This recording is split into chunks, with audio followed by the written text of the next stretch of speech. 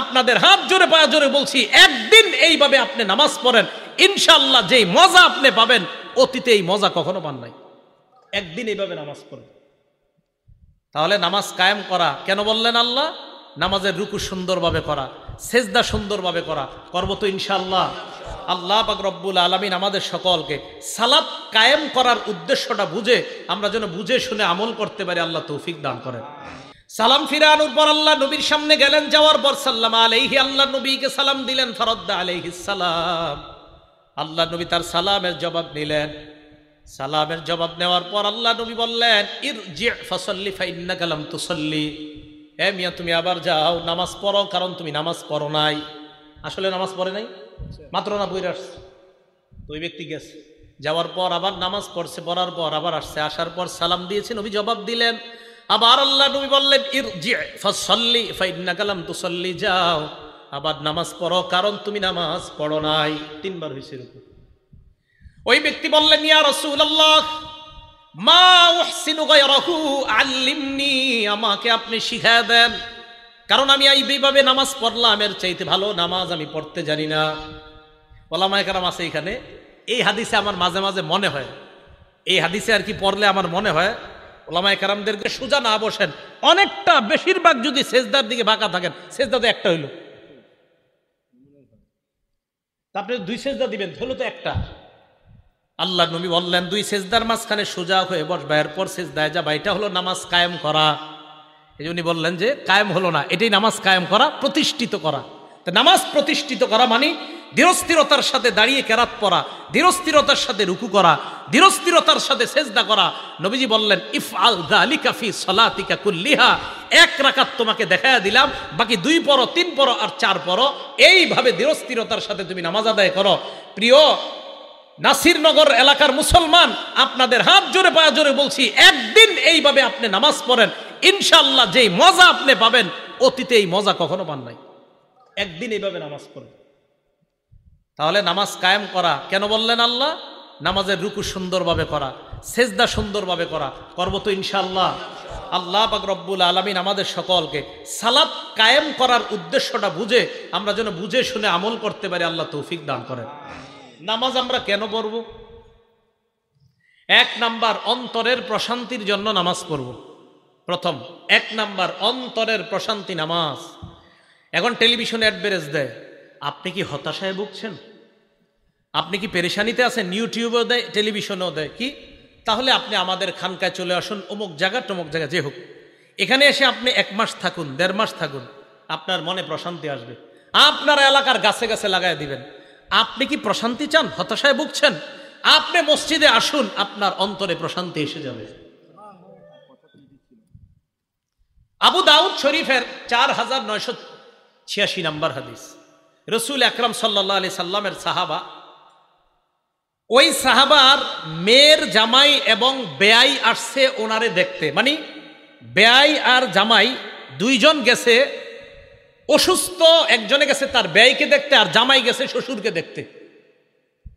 তো উনি বলেন, ইনতালাকতু আনা ওয়া আবি ইলা সিহরিল্লানা মিনাল আনসার, আমি আর আমার আব্বা গেলাম আনসারি শ্বশুর বাড়িতে গেলাম, নাউদুহু, তাকে দেখতে গেলাম অসুস্থ, ফাহাদারাতিস সালাত, নামাজের সময় হয়ে গেছে।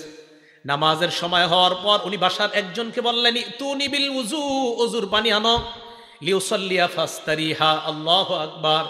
আমরা যদি অসুস্থ হই কত বাহানা করি, বৈশা নামাজ পড়ি, শুয়া নামাজ পড়ি, নামাজ পড়তে মন চায় না, আর একটু পরে পড়ি, এই তো আমাদের বাহানা।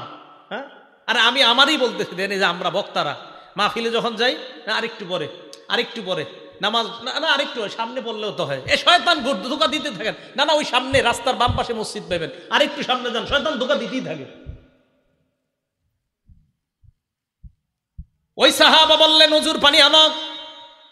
জামাই আর বেয়াই দুইজনে অবাক হয়ে সামনে বসে বলতেছে, আপনি তো অসুস্থ, একটু পরেও নামাজ পড়লে পারেন। আমরা কিন্তু এরকম কই, হুজুর ওজোর আছে তো একটু পরে পড়েন।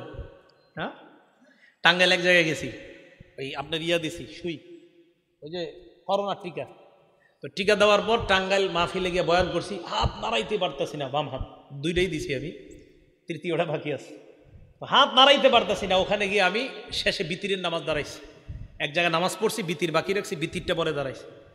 তো একজন আমাকে বলতেছেন, হুজুর আপনি তো বিতির না পড়লেও পারতেন, কারণ সফর অবস্থায় বিতির না পড়ার একটা মাসালাও তো দেখা যায় ফিকহের কিতাবে। আমি বললাম ভাই ওইটা তো মাসালা, এটা তো তাকওয়া। আপনার তো খুব কষ্ট হইতেছিল সফর অবস্থায় বিতির পড়তে। আমি বললাম মাসালা তো মাসালার জায়গায় রাখতে হয়, কিছু ক্ষেত্রে আপনার মাসালা জায়েজের জায়গায় রাইখা আমল করলেই বেশি ফায়দা।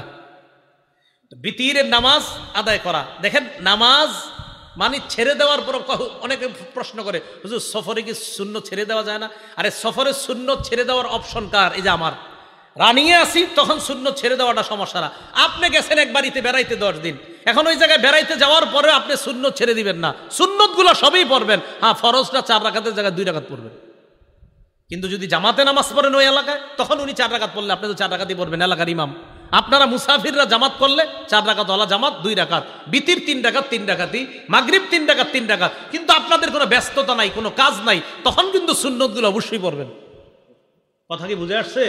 সফর অবস্থায় সবাই মনে করি কি মানে সব সময় মনে সুন্নত মাফ না। সফরে মানুষ যাওয়ার পর যদি তার ব্যস্ততা না থাকে সে সুন্নত পড়বে, সব পড়বে। ব্যস্ততা থাকলে হ্যাঁ তখন তার জন্য সুন্নতের ছাড়, ফরজ 4 রাকাতটা 2 রাকাত পড়বে। মনে থাকবে না ইনশাআল্লাহ? নামাজের গুরুত্ব দেওয়া, আল্লাহ তৌফিক দান করে। তো এই সাহাবা বলেন উজুর পানি আনো, আনছে, উজু করে নামাজ পড়া আমি প্রশান্তি অর্জন করতে চাই। এবার তারা বললেন দলিল কি? ওই সাহাবা জবাব দিলেন, সামি'তু রাসূলুল্লাহি সাল্লাল্লাহু আলাইহি ওয়াসাল্লাম ইয়াকুলু লি বেলাল, আল্লাহর নবীকে আমি শুনেছি, বেলালকে আল্লাহ নবী বললেন, বেলাল কুম ফাকিম ফারিহনা বিসসালাত, বেলাল তুমি দাঁড়াও, আজান দাও, ইকামত দাও, নামাজের ব্যবস্থা করো, আমাদেরকে নামাজের মাধ্যমে প্রশান্তি হওয়ার ব্যবস্থা করে দাও। হাদিস দ্বারা বোঝা যায় নামাজ শান্তি। আবু দাউদের 1319 নম্বর হাদিসের বর্ণনা। সারা জীবন এই কথাটা ঘরের মধ্যে লিখে রাখবেন। কানান নবিয়্যু সাল্লাল্লাহু আলাইহি ওয়াসাল্লাম ইযা হাযাবাহু আমরুন সাল্লা, আরেক বর্ণনায় ফাজা ইলাস সালাহ। আল্লাহর নবীর জীবনে কোনো পেরেশানি যখন আসতো, নবীজি সর্বপ্রথম নামাজের মধ্যে দাঁড়িয়ে যাইতেন।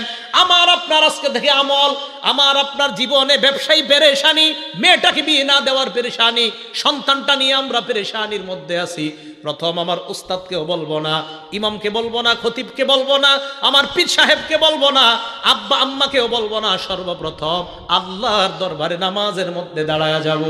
কারণ আমার নবীর পেরেশানি আসার পর সর্বপ্রথম কাজ কি? বলেন, নবীজির পেরেশানি আসার পর সর্বপ্রথম কাজ? হ্যাঁ, এরপরে হুজুরে বলবেন, ইমাম সাহেবরে বলবেন, খতিব সাহেবের পরামর্শ চাইবেন, মারে বলবেন, বাবারে বলবেন, কিন্তু পেরেশানি আসার পর প্রথম কাজ নামাজ। তাহলে নামাজ ভাই আপনার অশান্ত অন্তরকে প্রশান্ত বানায় দেবে ইনশাআল্লাহ। 2 নাম্বার, কালো মানুষরাও যদি নামাজ পড়ে তাদের চেহারা শরীরে আল্লাহ নূর পয়দা করে দিবে। সুন্দর মানুষ কেন বললাম না? সুন্দর মানুষ শুধু নূর দিবে আল্লাহ। কালো কেন বললাম? কালো মানুষও নামাজ পড়তে পড়তে নূরানি হয়ে যায়। সুবহানাল্লাহ। এটা কিভাবে বুঝবেন? দেখবেন এলাকার একজন সুন্দর ছেলে নামাজ পড়ে না, আর একটা কালো ছেলে নামাজ পড়ে, ওটারে দেখবেন চা খাওয়াইতে মন চায়, পান খাওয়াইতে মন চায়, কিন্তু সুন্দর ছেলেটা নামাজ রোজা কিছু করে না, এটা দেখলে আপনার মেজাজ খারাপ হয়। কালো মানুষটারে কেন মায়া লাগে? এ নামাজ পড়ে, আপনার দিলে তার প্রতি আল্লাহ মায়া তৈরি করে দিচ্ছে।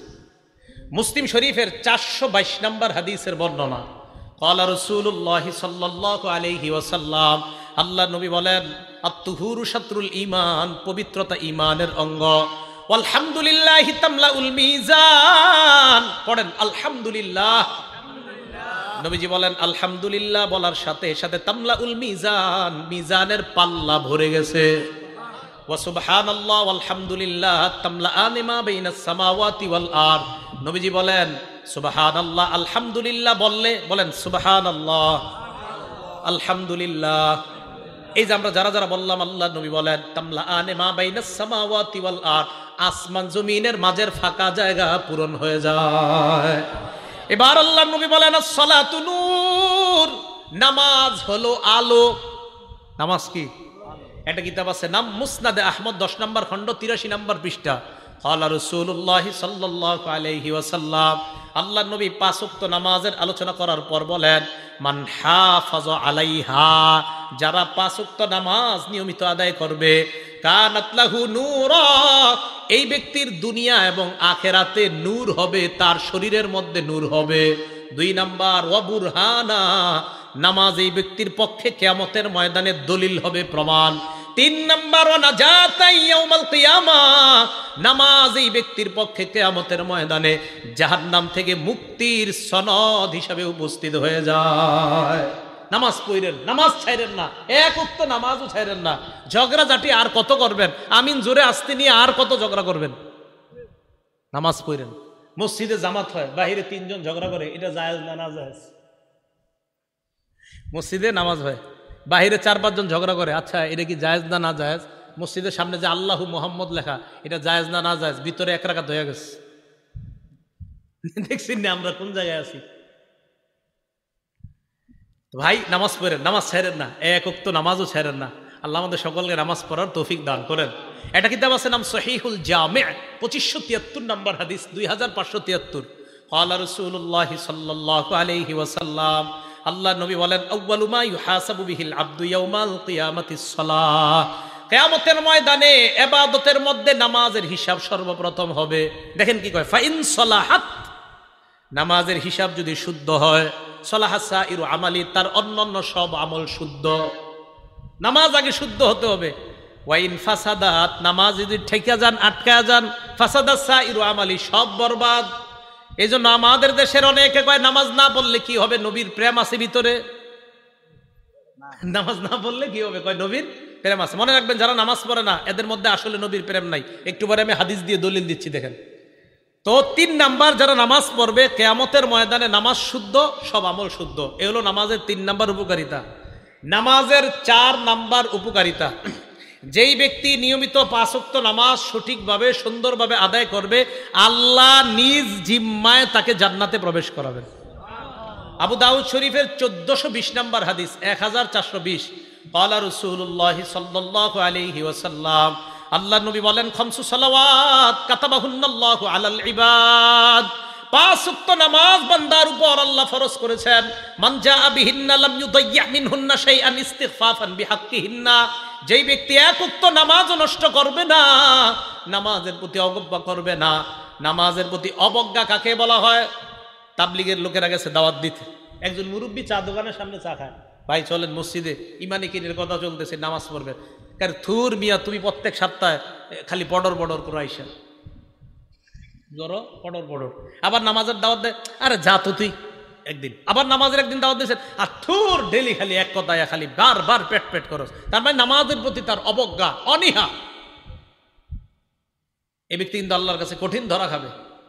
নবীজি বলেন, এরকম অবজ্ঞা না করে যারা নিয়মিত 5 ওয়াক্ত নামাজ আদায় করবে, কানা লাহু ইনদাল্লাহি আহদুন আইয়ুদখিলাহুল জান্নাহ, আল্লাহর ওয়াদা, আল্লাহ তাকে জান্নাতে প্রবেশ করায়া দিবেন। আল্লাহ পাক রব্বুল আলামিন আমাদের সকলকে নামাজের গুরুত্ব দিতে পারি যেন আমরা, আল্লাহ তৌফিক দান করেন। নামাজের উপকারিতা নাম্বার 5, যেই ব্যক্তি যত বেশি নামাজ আদায় করবে, ওই ব্যক্তির প্রত্যেকটা সেজদায় মর্যাদা বাড়ে, প্রত্যেকটা সেজদায় গুনাহ মাফ হয়। মুসলিম শরীফের 980 নাম্বার হাদিস, মাদান ইবনে আবি তালহা, একজন তাবিঈ, উনি বলেন, লাকিতু সাওবান মাওলা রাসূলিল্লাহি সাল্লাল্লাহু আলাইহি সাল্লাম, নবীজির গোলাম হযরত সাওবান রাদিয়াল্লাহু তাআলা আনহুর সাথে আমি সাক্ষাৎ করলাম। করার পর আমি তাকে বললাম, একটা আমল আমাকে বলে দেন যে আমলটা করলে আমি জান্নাতি হব।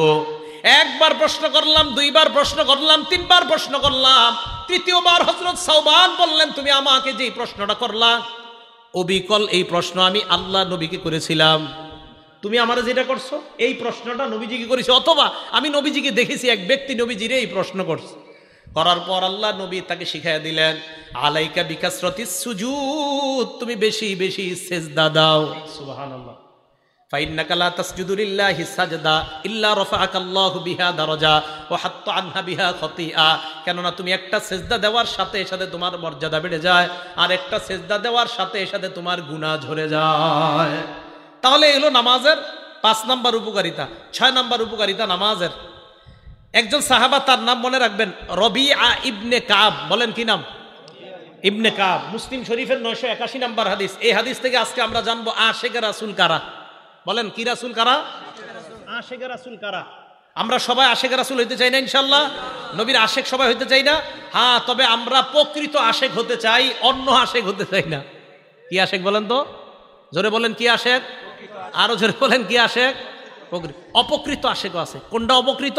এই প্রকৃতটার পরিচয় পাইলে অপকৃতটার পরিচয় পেয়ে যাবেন। এবার প্রকৃত আশেক কারে কয় এটার পরিচয় জানেন। নবীজির সাহাবা রবিআ ইবনে কাব, এই রবিআ ইবনে কাব রাদিয়াল্লাহু তাআলা আনহু বলেন, কুনতু আবিতু মা রাসূলিল্লাহি সাল্লাল্লাহু আলাইহি ওয়াসাল্লাম, আল্লাহর নবীর সাথে আমি রাত্রি বেলা যাপন করলাম। রাতের বেলা আল্লাহর নবী নামাজ পড়তে ওঠার পর আতাইতুহু বিউযুইহি ওয়া হাজাতিহি, আল্লাহর নবীকে আমি ওযুর পানি আইনা দিলাম। এই হাদিসটা মানে আমি আপনাদেরকে বলছি, আমি 2-3 দিন গ্যাপে, মানে 2-3 দিনের মাঝে বারবার এই হাদিসটা আমি পড়ি। কেন পড়ি দেখেন, এই সাহাবা নবীজিরে যখন ওযুর পানি দিছে, নবীজি ওনাকে বললেন, সাল, এই তুমি আমার কাছে কিছু চাও, যা চাইবা তাই দিমু, চাও। সুবহানাল্লাহ। আমি আপনি আমাদের এলাকার আমরা যদি হইতাম, হুজুর 10 তলা একটা বাড়ি দরকার বা 5 তলা, বা আল্লাহ জানে কি বলতাম, যে যা বলতেন। এই যুগের মানুষ আমরা এইগুলা ছাড়া আর কি চাই বলেন। নবীজির সাহাবা নবীজির এমন এক জবাব দিলেন, যেই জবাবে আমরা আশ্চর্য হয়েছি এমন না, খুদ নবীজি আশ্চর্য হয়ে গেছে। নবীজি গায়ে কিছু চাও আমার কাছে। ওই সাহাবা বললেন, আসআলুকা মুরাফাকাতাকা ফিল জান্নাহ, ইয়া রাসূলুল্লাহ, আমি জান্নাতে আপনার সাথী হতে চাই। নবীজি বললেন, আও গায়রা যালিকা, এছাড়া আর কিছু চাও না? না, এটাই চাই। দেখেন নবীজির প্রশ্নে বোঝা যাচ্ছে নবী আশ্চর্য হয়, তুমি এটা ছাড়া কিছু চাও না, দুনিয়ায় কিছু চাও না? না না, আমি জান্নাতে আপনার সাথে থাকতে চাই। আল্লাহ নবী জবাব দিলেন, ফাআইন্নি আলা নাফসিকা বিকাসরাতিস সুজুদ, তুমি বেশি বেশি সেজদা দাও, বেশি বেশি সেজদা আদায় করো। যত বেশি সেজদা আদায় করবা, জান্নাতে আমার তত কাছে থাকতে পারবা। কিভাবে বুঝাইলে মানুষ বুঝবে? মানুষ কয় ওইটাকে আশিক রাসূল বলে। 4 ওয়াক্ত 5 ওয়াক্ত নামাজ পড়ে না, একটু লাফালাফি করে কয় আমরা আশিক রাসূল। আজকের এই হাদিস দ্বারা বোঝা গেল, নামাজ বেশি পড়া, সেজদা বেশি যারা দেয় তারাই প্রকৃত আশিক রাসূল। নামাজ না পড়ে যারা লাফালাফি করে এরা আশিক রাসূল না, এরা প্রতারক, ধোঁকাবাজ। আশিক রাসূল না, নামাজ পড়ে না। নবীজির এই হাদিসে কি বোঝা যাচ্ছে? নামাজ যত বেশি পড়বে সে তত বেশি প্রকৃত আশিক রাসূল। ভাই কিভাবে বুঝাইলে বুঝবেন? হাদিস স্পষ্ট প্রমাণ করে, সেজদা বেশি দাও, সেই হবে নবীর প্রকৃত মহব্বতকারী বান্দা, সে হবে নবীর প্রকৃত মহব্বতকারী উম্মত। এই কথাগুলা যারা নামাজ না পড়েও বলে আমি আশিক রাসূল, এদেরকে বুঝাইবেন, ঝগড়ার মাধ্যমে না, সুন্দরভাবে বুঝাইবেন। ভাই মুসলিম শরীফের 981 নম্বর হাদিসে নবীর এক সাহাবা রবিআ ইবনে কাব নবীর রাতে ওযুর পানি দিছে। নবী বলছে, কি চাইবা চাও? নবীজির ওই সাহাবা বলছে, আমি জান্নাতে আপনার সাথে থাকতে চাই। তখন নবীজি বলছে, সারাজ কিছু চাও না? কয় না। তখন নবী বলছে, বেশি বেশি সিজদা দাও, বেশি বেশি নামাজ পড়ো, তাহলে জান্নাতে তত বেশি আমার কাছে থাকবা। ভাইও, নবীর কাছাকাছি হতে হলে নামাজের বিকল্প নাই। মনে থাকবে তো ইনশাআল্লাহ? আল্লাহ আমাদেরকে এই কথাগুলা সব সময় মনে রাখার তৌফিক দান করেন। বুখারী শরীফের 662 নম্বর হাদিস, হাদিসটা মন দিয়ে শোনেন। সকাল সন্ধ্যায় যারা হাইটা হাইটা মসজিদে যান না আপনারা? আমরা মসজিদে যাই না? মাশাআল্লাহ। ক্বালা রাসূলুল্লাহি সাল্লাল্লাহু আলাইহি ওয়াসাল্লাম, আল্লাহর নবী বলেন, মান গাদা ইলাল মসজিদি ওয়া রাহা, সকাল সন্ধ্যায় যারা মসজিদে যায়, আ'আদাল্লাহু লাহু নুজুলাহু মিনাল জান্নাতি কুল্লামা গাদা আও রাহা, যতবার ওই লোকটা সকাল সন্ধ্যায় মসজিদে যায় ততবার জান্নাতের মধ্যে তার জন্য আল্লাহ মেহমানদারি প্রস্তুত করে নেয়। পেট রেডি করেন খাওয়ার জন্য ইনশাআল্লাহ। জান্নাতে যারা নামাজি, আমরা আমাদের এই সকল এই জায়গায় যারা বসে আছি ইনশাআল্লাহ আমরা নামাজিও হয়ে যাব, জান্নাতে সবাই একসাথে দেখা করবো ইনশাআল্লাহ। কি বলেন? আমরা যদি সবাই এই জায়গায় যারা আছি জান্নাতে দেখা হয়, মজা হবে না? আপনি আমারে বলবেন, হুজুর মনে আসেনি, আপনি ব্রাহ্মণবাড়ি অমুক জায়গায় গেছিলেন, তো আমিও বলবো হ্যাঁ মনে আছে। তো বলেন তো, জান্নাতে এই আলোচনাগুলো হইলে অনেক মজা লাগবে না? আল্লাহ আমাদের সকলের এই চিত্রটা এই মুহূর্তে জান্নাতীদের লিস্টে লিপিবদ্ধ করে দেন। তাহলে সকাল সন্ধ্যায় মসজিদে যাবেন, প্রত্যেকবার আপনার জন্য জান্নাতে খাবার প্রস্তুত করা হয়ে যাচ্ছে। তাহলে রমজান পরবর্তী কয়টা কাজ মনে আসেনি? ভুলে গেছে 8টা, এর মধ্যে চতুর্থটা চলতেছে নামাজ পড়া। কি পড়া? নামাজ পড়া। হ্যাঁ, 1 নাম্বার ছিল আমল নষ্ট না করা, 2 নাম্বার পদভ্রষ্টতা গ্রহণ না করা, 3 নাম্বার শয়তানকে সঙ্গী না বানানো, 4 নাম্বার নামাজ ছেড়ে না দেওয়া। আপনারা ভুলে গেছেন, এই ছিল 4 নাম্বার কথা। নামাজের মধ্যে গুরুত্বপূর্ণ, সকালে প্রথম একটা নামাজ দিয়ে আমরা দিন শুরু করি। কি নামাজ? ফজর। মাশাআল্লাহ। কোন নামাজ? ফজরের নামাজ। একটা হাদিস বলবো, বলার পর আপনারা সিদ্ধান্ত নেবেন যে এটা এখন থেকে পড়বেন কিনা। পড়েন তো সবাই ইনশাআল্লাহ, যাই হোক এখনো যারা না পড়েন প্রতিদিন পড়বেন ইনশাআল্লাহ। ক্বালা রাসূলুল্লাহি সাল্লাল্লাহু আলাইহি ওয়াসাল্লাম, আল্লাহ নবী বলেন, মান সাল্লা সুবহা ফাহুয়া ফি জিম্মাতিল্লাহ, কোন ব্যক্তি যদি ফজরের নামাজ পড়ে ওই ব্যক্তি আল্লাহর জিম্মায় চলে যায়। ফালা ইউতবিআন্নাকুমুল্লাহু ফি জিম্মাতিহি বিশাইইন, আল্লাহ যেন তার জিম্মার ব্যাপারে তোমাদেরকে প্রশ্ন না করে। এই হাদিসের উদ্দেশ্য হলো ফজরের নামাজ যেই ব্যক্তি পড়ে, কোন কৃষক যদি ফজর পড়ে মাঠে যায়, ওই কৃষকের উপর জুলুম করবা না, কারণ কিয়ামতের ময়দানে আল্লাহ বলবে ফজর আদায়কারীর উপর কেন জুলুম করলা? ফজর আদায়কারীকে না আমি নিরাপত্তা দিয়েছিলাম, তুমি কেন তার উপর জুলুম করলা? ফজর আদায়কারী না আমি আল্লাহর জিম্মায় চলে গেছে, তারে জুলুম করলা কেন তুমি? নবীজি বললেন সাবধান, আল্লাহর জিম্মায় যারা আছে তার ব্যাপারে যেন তোমাদেরকে প্রশ্ন না করে। এটা হলো ফজরের নামাজ পড়ার উপকারিতা। তো ফজরের নামাজের মাধ্যমে ইনশাল্লাহ আমরা দিন শুরু করব। ফজরের নামাজ কেউ আজকে থেকে, আগেও করি না ইনশাল্লাহ, আজকে থেকে কেউ কাজা করবো না, স্বজ্ঞানে করবো না ইনশাল্লাহ। হাত তুলেন ইনশাল্লাহ, আল্লাহ কবুল করেন। ফজরের আগে সুন্নত কয় রাকাত? বিসমিল্লাহ। এই 2 রাকাত সুন্নতের ব্যাপারে নবীজি বলেন, ক্বালা রাসূলুল্লাহ সাল্লাল্লাহু আলাইহি ওয়াসাল্লাম, আল্লাহর নবী বলেন, রাকাতুল ফজরি আহাব্বু ইলাইয়া মিনাদ দুনিয়া ওয়া মা ফিহা, ফজরের নামাজের আগের 2 রাকাত সুন্নত দুনিয়া এবং দুনিয়ার মধ্যে যা আছে সবচাইতে আমার কাছে বেশি প্রিয়। ফজরের নামাজের সুন্নতটা যদি পারেন বাসায় পড়বেন। ঘড়ির দিকে তাকাইছেন, তাকায় দেখেন 20 মিনিট বাকি আছে, বাস সুন্নতটা বাসায় পড়েন। প্রথম কাজ সুন্নত বাসায় যদি পারেন আর কি বাসায় পড়েন। দ্বিতীয় কাজ, ফজরের সুন্নতে প্রথম রাকাতে কুল ইয়া আইয়ুহাল কাফিরুন পড়বেন, দ্বিতীয় রাকাতে কুল হু আল্লাহ। বলেন প্রথম রাকাতে কোন সূরা? আইয়ুহাল কাফিরুন, দ্বিতীয় রাকাতে কুল হু আল্লাহু আহাদ। নবীজি মসজিদে আসছে, তো এক সাহাবা নামাজ পড়তেছে, আল্লাহু আকবার। তো নামাজে সূরা ফাতিহা পড়ার পর উনি আস্তে আস্তে পড়তেছে কুল ইয়া আইয়ুহাল কাফিরুন প্রথম রাকাতে। তো নবীজি শুনে ফেলছে আস্তে কানে দিয়া। তো নবীজি শোনার পর বললেন, হাযা আব্দুন আরাফা রাব্বাহ, এই ব্যক্তি তার রবকে চিনতে পারছে। দ্বিতীয় রাকাতে সাহাবা পড়লেন কুল হু আল্লাহু আহাদ, আল্লাহ নবী বললেন হাদা আব্দুন আমানা বিরব্বি, এই ব্যক্তি তার রবের উপর পরিপূর্ণ ঈমান আনছে। এজন্য আজকে থেকে আমলটা মনে রাখবেন, ফজরের সুন্নতে প্রথম রাকাতে কুল ইয়া আইয়ুহাল কাফিরুন, দ্বিতীয় রাকাতে কুল হু আল্লাহ। আরেকটা সুন্নতে আমলটা করবেন, বলবো? মাগরিবের পরের সুন্নতে প্রথম রাকাতে কুল ইয়া আইয়ুহাল কাফিরুন, দ্বিতীয় রাকাতে কুল হু আল্লাহ যদি পারেন। বাকি ফজরের সুন্নতে প্রথম রাকাতে কুল ইয়া আইয়ুহাল কাফিরুন, দ্বিতীয় রাকাতে কুল হু আল্লাহ। এটার দ্বারা কি উদ্দেশ্য জানেন? কুল ইয়া আইয়ুহাল কাফিরুনের মাধ্যমে প্রথম রাকাতে আপনি বুঝাইতেছেন আমি যত শিরিক সব বর্জন করলাম, দ্বিতীয় রাকাতে কুল হু আল্লাহ পড়ার মাধ্যমে বলতেছেন আমি আল্লাহর একত্ববাদ স্বীকার করে আমার দিন শুরু করলাম। আরেকটা আমল যদি পারেন, যদি সম্ভব হয়, এটা ওলামারা পারবে, আপনারা যদি পারেন আর কি, কোরআন শরীফ মুখস্থ সাধারণদের মধ্যে মুখস্থ করার একটা আয়াত মুখস্থ করতে পারবেন না ইনশাল্লাহ? সূরা বাকারার 136 নম্বর আয়াত ফজরের প্রথম রাকাতে মাঝে মাঝে, সূরা বাকারার 136 নম্বর আয়াত, আল্লাহ বলেন কুলু আমান্না বিল্লাহি ওয়া মা উনজিলা ইলাইনা ওয়া মা উনজিলা ইলা ইব্রাহিমা ওয়া ইসমাঈলা ওয়া ইসহাকা ওয়া ইয়াকুবা ওয়াল আসবাতি ওয়া মা উতিয়া মূসা ওয়া ঈসা ওয়া মা উতিয়ান নাবিয়্যুনা মির রাব্বিহিম লা নুফাররিকু বাইনা আহাদিম মিনহুম ওয়া নাহনু লাহু মুসলিমুন। এটা এক রাকাতে, ফজরের প্রথম রাকাতে। ফজরের নামাজের দ্বিতীয় রাকাতে পড়বেন সূরা আলী ইমরানের 64 নম্বর আয়াত। ওই আয়াতে আল্লাহ পাক রব্বুল আলামিন বলেন, কুল ইয়া আহলাল কিতাবি তাআলাউ ইলা কালিমাতিন সাওয়াইম বাইনানা ওয়া বাইনাকুম আল্লা না'বুদা ইল্লাল্লাহ ওয়া লা নুশরিকা বিহি শাইআ ওয়া লা ইয়াত্তাখিযা বা'দুনা বা'দান আরবাবাম মিন দুনিল্লাহ ফাইন তাওয়াল্লাউ ফাকুলু আশহাদু বিআন্না মুসলিমুন। ফজরের প্রথম রাকাতে কুল ইয়া আইয়ুহাল কাফিরুন, দ্বিতীয় রাকাতে কুল হু আল্লাহ। যদি পারেন মাঝে মাঝে প্রথম রাকাতে সূরা বাকারার 136 নম্বর আয়াত, দ্বিতীয় রাকাতে সূরা আলী ইমরানের 64 নম্বর আয়াত। তাহলে এবার আসেন, প্রথম গেল ফজরের সুন্নত, বেশি সময় থাকলে ঘরে পড়ে নেবেন। দ্বিতীয় নম্বরে গেল প্রথম রাকাতে কুল ইয়া আইয়ুহাল কাফিরুন, দ্বিতীয় রাকাতে কুল হু আল্লাহ। যদি পারেন মাঝে মাঝে প্রথম রাকাতে সূরা বাকারার 136 নম্বর আয়াত, দ্বিতীয় রাকাতে 64 নম্বর, মুসলিম শরীফের হাদিসে আছে আলী ইমরানের 64 নম্বর আয়াত।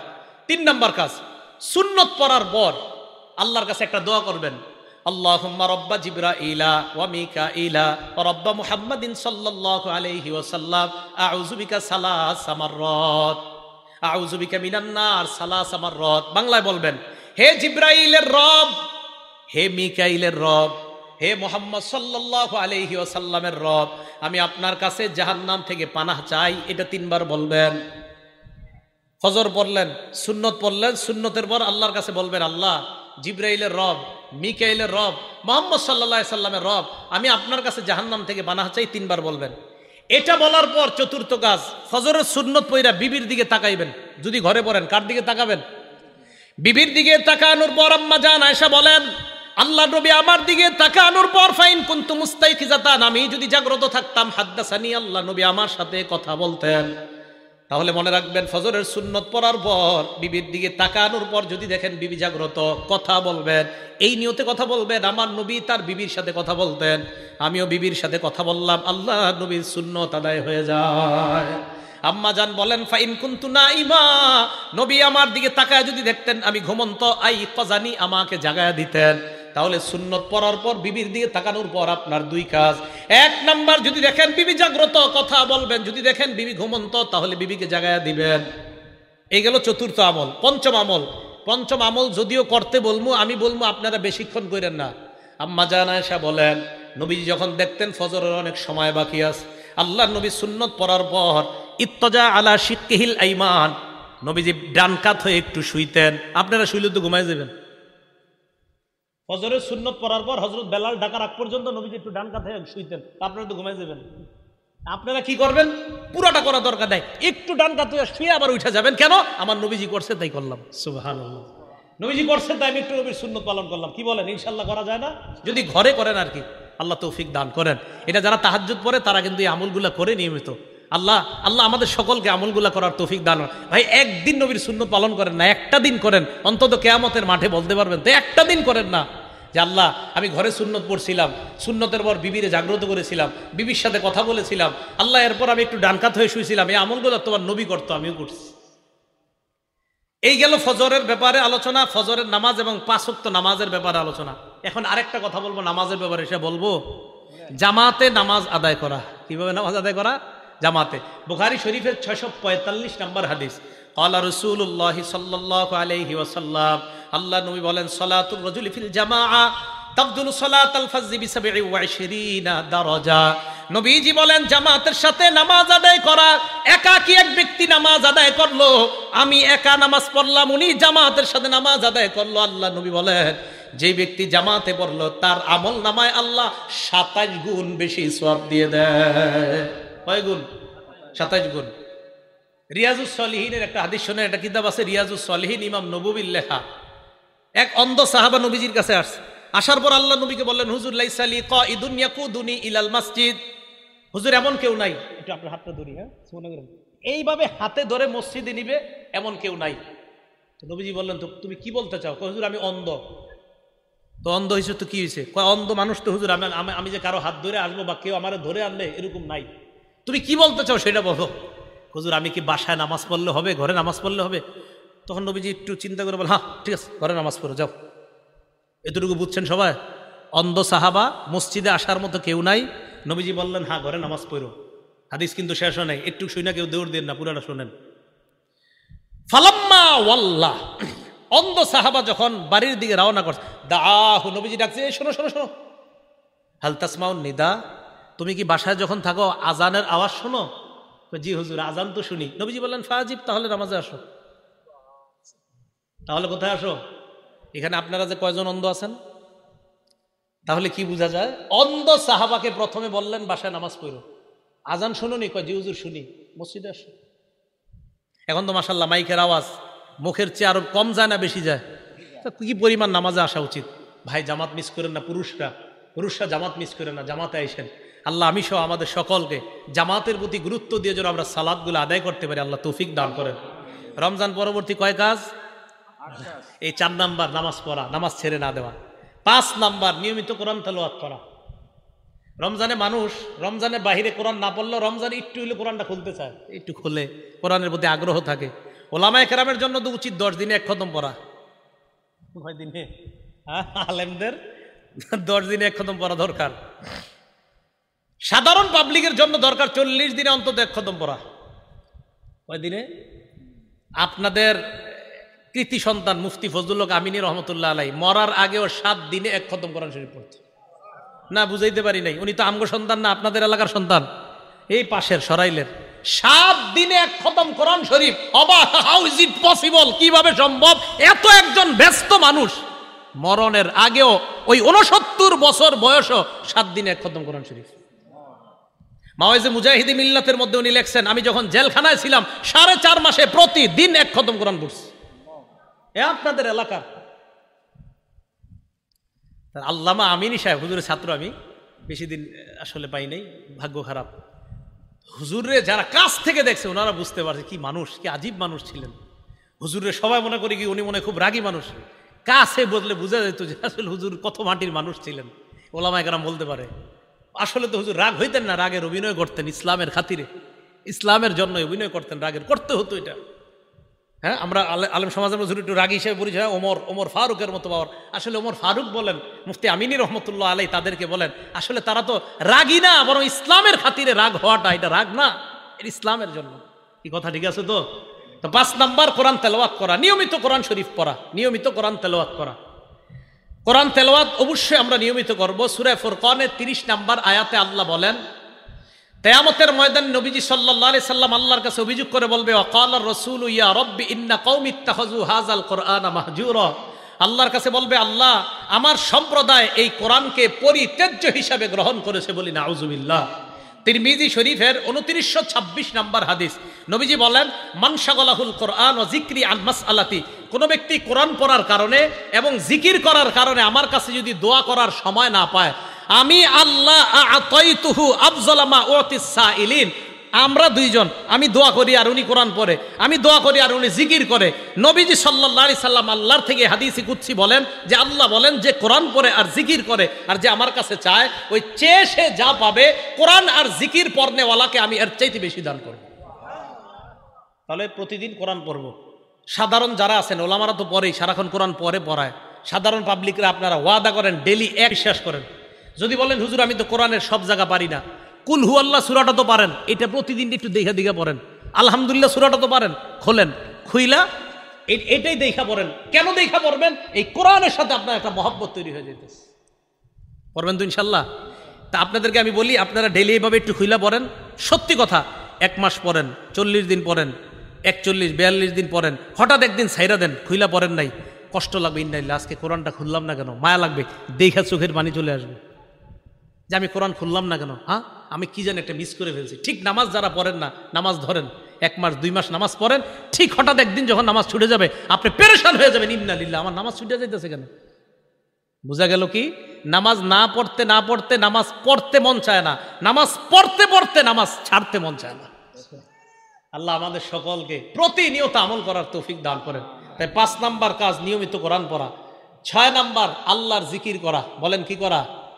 লা ইলাহা ইল্লাল্লাহ, সুবহানাল্লাহ, আলহামদুলিল্লাহ, আল্লাহু আকবার, এই জিকির করা।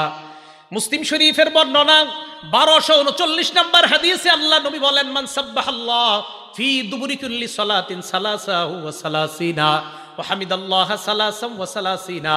ফরজ নামাজের পর যেই ব্যক্তি 33 বার সুবহানাল্লাহ পড়বে, 33 বার আলহামদুলিল্লাহ পড়বে, ওয়া কাব্বারাল্লাহ সালাসা ওয়া সালাসিনা, 33 বার আল্লাহু আকবার যদি পারেন, তাহলে 34 বার আল্লাহু আকবার। যদি একটা আমল বলবো, এটা না পারলে 34 বার আল্লাহু আকবার, যদি পারেন 33 বার আল্লাহু আকবার, তো 3 33 কত হয়? এরপরে পড়বেন লা ইলাহা ইল্লাল্লাহু ওয়াহদাহু লা শারীকা লা লাহুল মুলকু ওয়া লাহুল হামদু ওয়া হুয়া আলা কুল্লি শাইইন কাদির। আল্লাহ নবী বলেন যারা নিয়মিত এই আমলটা করবে গফিরাত লাহু খাতায়া ওয়া ইন কানাত মিসলা জাবাদিল বা, আল্লাহ ওই ব্যক্তির সমুদ্রর ফেনা পরিমাণ গুনাহ যদি হয় তার গুনাহগুলো আল্লাহ মাফ করে দেয়। প্রতিদিন পড়বেন। এবার আমার সাথে একটু বলেন সুবহানাল্লাহি ওয়া বিহামদি। আবার সুবহানাল্লাহি ওয়া বিহামদি, সুবহানাল্লাহি ওয়া বিহামদি, এতটুকুই। বুখারী শরীফের 6408 নাম্বার হাদিসের বর্ণনা মান ক্বালা সুবহানাল্লাহি ওয়া বিহামদিহি ফিল ইয়াউমি মিআতা মাররা। আমি যেটা বললাম এখন আপনি ঘুমাইবেন তো ঘুমানোর সময় বলেন সুবহানাল্লাহ বিহামদি, সুবহানাল্লাহ বিহামদি। নবীজি বলেন যেই ব্যক্তি নিয়মিত 100 বার এই সুবহানাল্লাহি ওয়া বিহামদি পড়বে, হুত্তাত খাতায়াহু ওয়া ইন কানাত মিসলা জাবাদিল বাহরি, সমুদ্রের ফেনা পরিমাণ গুনাহ হলেও আল্লাহ মাফ করে দিবেন। বলেন তো একটু সুবহানাল্লাহি, বাস একটু সুবহানাল্লাহি ওয়া বিহামদি, সুবহানাল্লাহি ওয়া বিহামদি, সুবহানাল্লাহি ওয়া বিহামদি। কয়বার? 100 বার। কষ্ট না সহজ? তো পড়বেন, শুয়ে শুয়ে আছেন পড়তে থাকেন। যাদের ঘুম না আসে এগুলো পড়তে থাকেন, দেখবেন ঘুমাইসা যাবে ইনশাআল্লাহ। আল্লাহ আমল করার তৌফিক দান করেন। বুখারী শরীফের 6407 নম্বর হাদিসের বর্ণনা নবীজি সাল্লাল্লাহু আলাইহি সাল্লাম বলেন, আমাদের দুইজনের দিকে তাকান, মাসালুল্লাযী ইয়াসকুরু রব্বা ওয়াল্লাযী লা ইয়াসকুরু রব্বা মাসালুল হাইয়্যি ওয়াল মাইয়িত। আমরা দুইজন এক রুমে থাকি, উনি আল্লাহর জিকির করে, আমি করি না। নবীজি বলেন, উনি হলেন জিন্দা ব্যক্তির মতো, তুমি হলো মরা ব্যক্তির মতো। হ্যাঁ, নাউযুবিল্লাহি মিন যালিক। আল্লাহ আমাদেরকে হেফাজত করেন, আল্লাহ আমাদেরকে হেফাজত করেন। তাহলে জিকির করবো তো ইনশাআল্লাহ। জিকির করা এটা হলো 6 নাম্বার কাজ, এটা মনে রাখবো আমরা। তাহলে 5 নাম্বার কোরআন তেলাওয়াত করা, 6 নাম্বার আল্লাহর কি করা, আল্লাহর জিকির করা, 7 নাম্বার ভালো মানুষের সাথে ওঠা বসা করা। সূরা তাওবার 119 নাম্বার আয়াতে আল্লাহ বলেন, ইয়া আইয়ুহাল্লাযীনা আমানুত্তাকুল্লাহা ওয়া কুনু মা'আস সাদিকিন। হে ঈমানদারগণ, তোমরা আল্লাহকে ভয় করো, সত্যবাদীদের সাথে উঠা বসা করো। আলেমদের সাথে উঠা বসা করেন, মসজিদের ইমাম খতিবদের সাথে উঠা বসা করেন, আল্লাহওয়ালাদের সাথে উঠা বসা করেন। এটা হলো 7 নাম্বার। 8 নাম্বার কাজ, শাওয়াল মাসে 6টা রোজা রাখবেন। শাওয়াল মাসে কয়টা রোজা? শাওয়াল মাসে 6টা রোজা রাখবেন। ক্বালা রাসূলুল্লাহ সাল্লাল্লাহু আলাইহি ওয়াসাল্লাম, আল্লাহর নবী বলেন, মান সামা রমাদান, যেই ব্যক্তি রমজানের রোজা রাখে, সুম্মা আতবাহু সিত্তাম মিন শাওয়াল, এরপর শাওয়ালের 6টা রোজা রাখে, কানা কা সিয়ামিদ দাহরি কুল্লি, 1 বছর রোজা রাখার সওয়াব পেয়ে যায়। শাওয়াল মাসে 6টা রোজা রাখা। মা বোনদের যাদের কাজা রোজা আছে, কারো 3টা, কারো 7টা, কারো 10টা, তারা কাজা রোজা আলাদা রাখবে, শাওয়ালের 6 রোজা আলাদা রাখবে। আপনাদের অসুস্থতার কারণে যদি কারো রোজা কাজা হয়ে থাকে, এই কাজা রোজা আলাদা রাখবেন, শাওয়ালের 6 রোজা আলাদা রাখবেন। একটা আরেকটার সাথে মিলিয়ে রাখা যাবে না। কিন্তু শাওয়ালের 6 রোজা যদি পারেন টানা 6 দিন রাখবেন, না পারলে মাসের মধ্যে যেই কোনো 6 দিন রাখবেন। শাওয়াল মাসের মধ্যে যেই কোনো 6 দিন রাখবেন, ইনশাআল্লাহ আদায় হয়ে যাবে। আর সারা বছর যদি পারেন, সোমবার আর বৃহস্পতিবার আপনারা রোজা রাখার চেষ্টা করবেন। আল্লাহ পাক রব্বুল আলামিন যেই 8টা করণীয় বললাম, 1 নাম্বার আমলগুলা নষ্ট না করা, 2 নাম্বার হেদায়েতের উপর অটল থাকা, 3 নাম্বার শয়তানকে শত্রু হিসেবে গ্রহণ করা, 4 নাম্বার নামাজ না ছেড়ে দেওয়া, 5 নাম্বার জিকির করা, 6 নাম্বার কোরআন তেলাওয়াত করা, 7 নাম্বার সত্যবাদীদের সাথে থাকা, 8 নাম্বার শাওয়ালের 6টা রোজা রাখা। এই আমলগুলো আমরা সারা জীবন করব ইনশাআল্লাহ। সারা জীবন যেন এই আমলগুলা ধরে রাখতে পারি, রমজানের ধারাবাহিকতা অভ্যাস যেন আমলের অভ্যাস ধরে রাখতে পারি, আল্লাহ তৌফিক দান করেন। আমিন ওয়া আখিরু দাওয়ানা আনিল হামদুলিল্লাহি রাব্বিল আলামিন। আগামী বছরের প্যান্ডেল, মাইক, আরো যা আনুষঙ্গিক